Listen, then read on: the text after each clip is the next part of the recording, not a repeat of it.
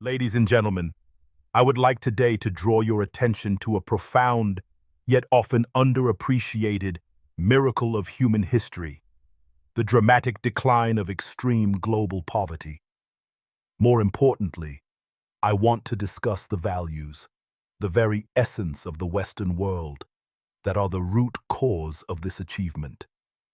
Between 1800 and the present day, the world has experienced an unprecedented shift.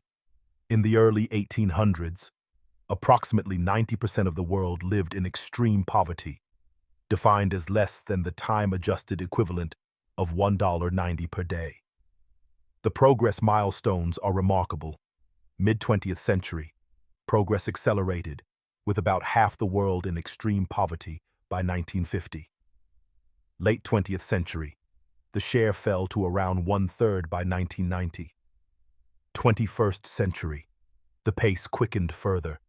It took only 13 years for the extreme poverty rate to halve again. Recent years, 2019 to 2020s. The rate fell below 10%. Hundreds of millions have been lifted out of poverty, primarily driven by growth in Asia, though significant numbers, around 700 plus million, still remain below the line.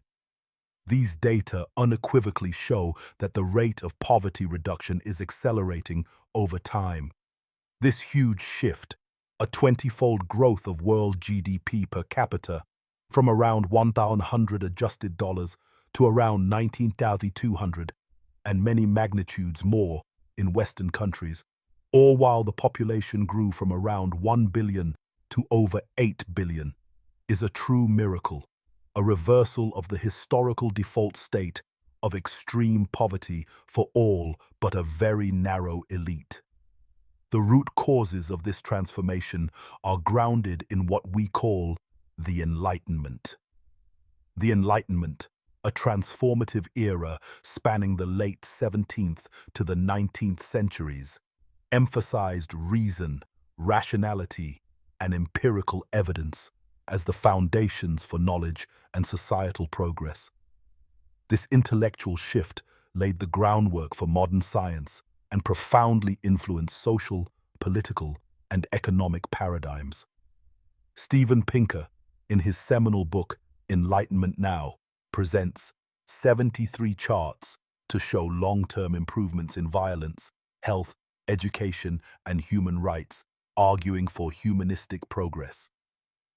One of the most significant achievements stemming from the values propagated during the Enlightenment is the dramatic reduction in global poverty over the past 2 centuries, despite a sharp increase in world population.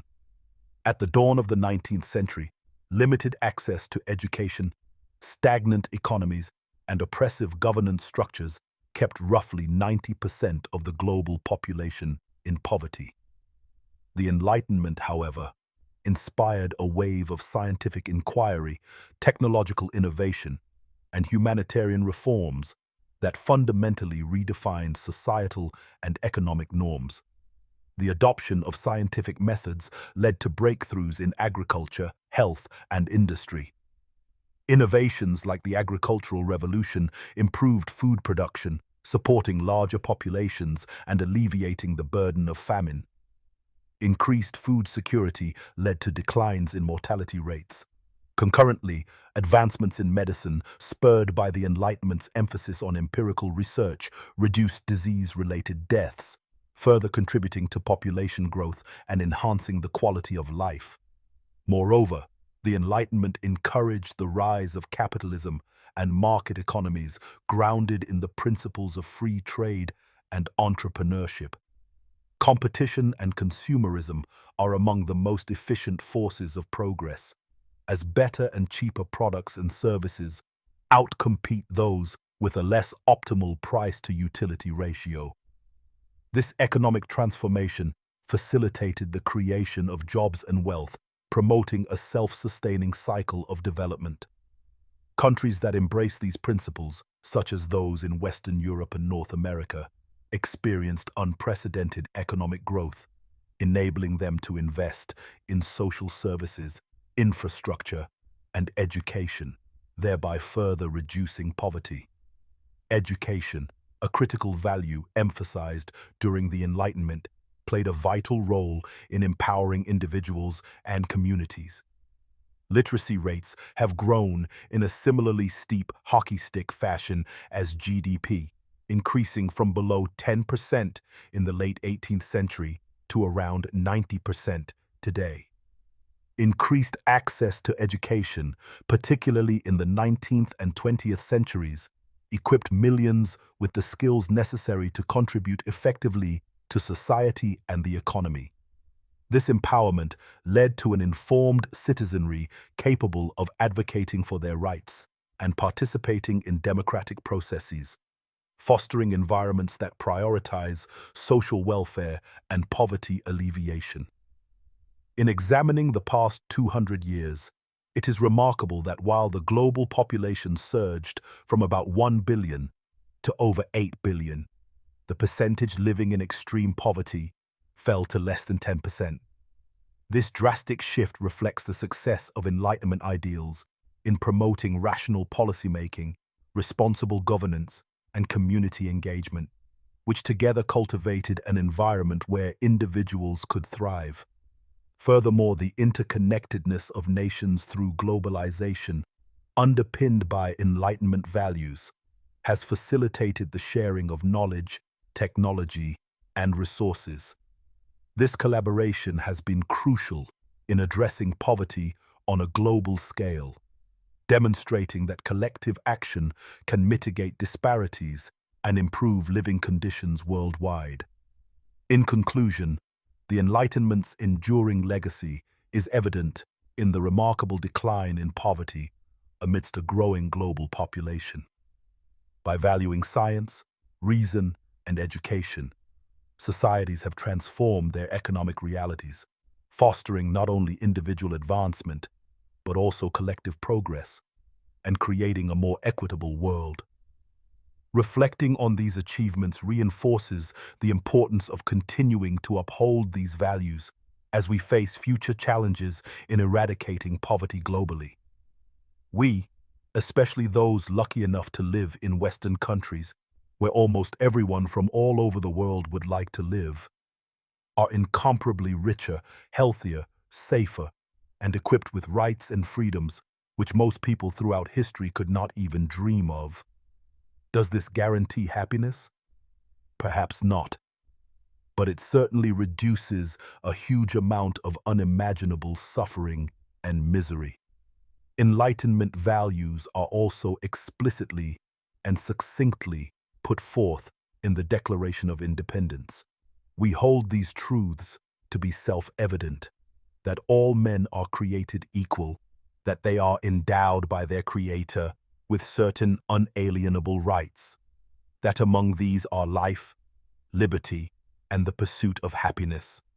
Even if, as Yuval Noah Harari claims, the notion of treating everyone as equal is a useful fiction based on false assumptions, since we know that people are not born equal and genes make their abilities unequal from the start, this idea works in the sense that it underpins the tremendous progress we observe in so many areas. It functions in the same way that science works, for example, in enabling flight. Maybe we can refine it to make it even better, similar to how Einstein's physics allows us to achieve more than the Newtonian one, but it is already incomparably better than anything before. While it evidently has historical ties to Christianity, it is evident that Christianity alone existed hundreds of years before, and we had stagnation or regress in many areas like urbanization, trade and economy, literacy, architecture, legal system, healthcare and sanitation in comparison to times of Roman Empire, and only in the Renaissance did we start to build progress, picking up where we ended in the Roman Empire times. It is the adoption of Enlightenment principles, such as freedom of speech in opposition to dogmatism, that transform the world for the better, not religion alone. Apocalyptic thinking and a focus on the afterlife, which do not put ultimate value on the here and now, often stand in opposition to the continuous fight for progress and today's improvements. If you think that everything will be ultimately destroyed, what is the point of taking care of it? On the other hand, if you and your children have only this world to take care of, the motivation to improve it should be much higher. The freedom inherent in Western countries inducing creativity and innovation, contributing to affluence and reduction of suffering in so many areas, makes them a universal draw, a choice people across the globe affirm by striving to get there. We should remember that progress is not inevitable. It is sustained disproportionately by a few whose creativity, out-of-the-box thinking, hard work, risk-taking, responsibility, and sometimes sheer genius continuously overcome new challenges and human concerns. The example of the Western Roman Empire, whose ideas were reintroduced after 1,000 years of the Dark Ages, indicates that regress is always a possibility. Sometimes, not a conscious effort, but a side effect of other improvements can help to overcome a serious danger. For instance, major issues like overpopulation, a concern for influential Malthusian thinkers, have been resolved as side effects of other improvements, such as the empowerment and education of women. Furthermore, the recent demographic decline in most developed countries can be addressed by the judicious use of AI, work automatization, and smarter immigration policies that prioritize migrants with needed skills who are also inclined to adopt Western values. Let us not hesitate to cherish Western values and resist the denigration of our culture that comes from judging historic flaws, such as slavery, racism, misogyny, and colonialism, by contemporary standards alone rather than in comparison to other cultures of the same period. We must unite against rising anti-freedom forces, including both the geopolitical alternatives advanced by the alliance of autocracies, China, Russia, Iran, North Korea, Venezuela, and Cuba, and internal autocratic movements.